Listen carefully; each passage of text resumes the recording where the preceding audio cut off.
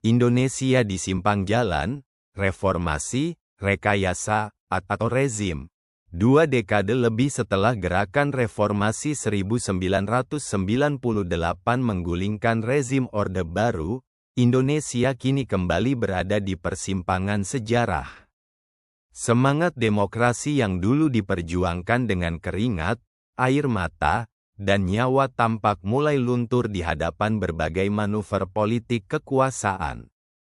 Kini, muncul pertanyaan besar, apakah Indonesia masih berjalan di jalur reformasi, sedang direkayasa menuju arah tertentu, atau justru tergelincir kembali ke arah sistem kekuasaan yang menyerupai rezim?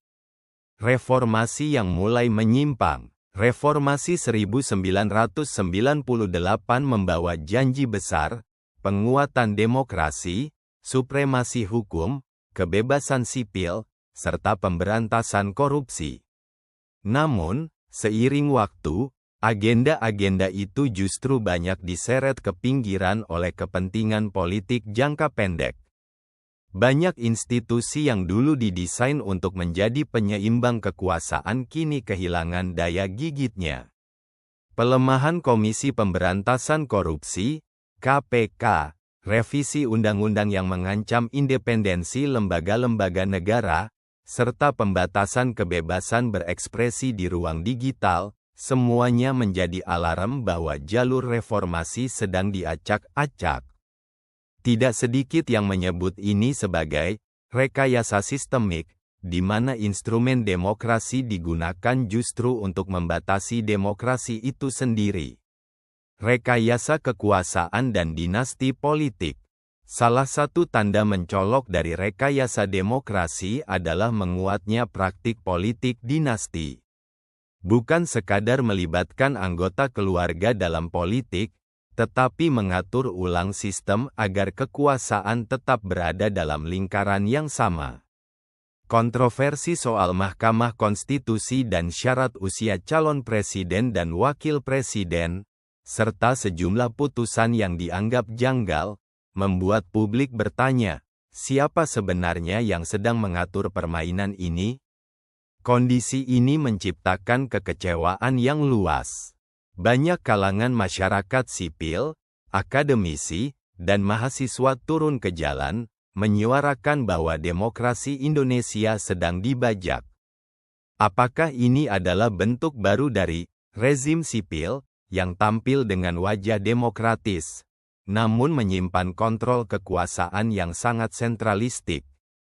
Rezim dalam bungkus demokrasi, Indonesia kini tampak seperti negara demokrasi secara prosedural, pemilu tetap ada, parlemen tetap bekerja, dan media masih bisa melapor, namun secara substansial, kontrol publik terhadap penguasa makin terbatas. Oposisi politik dilemahkan, masyarakat dikontrol lewat regulasi digital, dan kritik dibungkam dengan dalih ujaran kebencian atau gangguan ketertiban.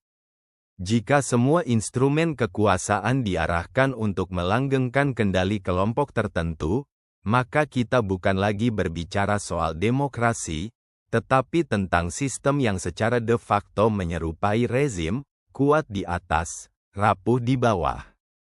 Di mana jalan keluar? Kita tidak bisa hanya diam. Jalan keluar bukan dengan kekerasan, tapi dengan kesadaran kolektif. Pendidikan politik rakyat harus digalakkan, media harus tetap kritis, kampus harus berani bersuara, dan masyarakat sipil harus solid. Reformasi sejati bukan hanya soal mengubah rezim, tapi membangun sistem yang tahan terhadap manipulasi dan penyalahgunaan.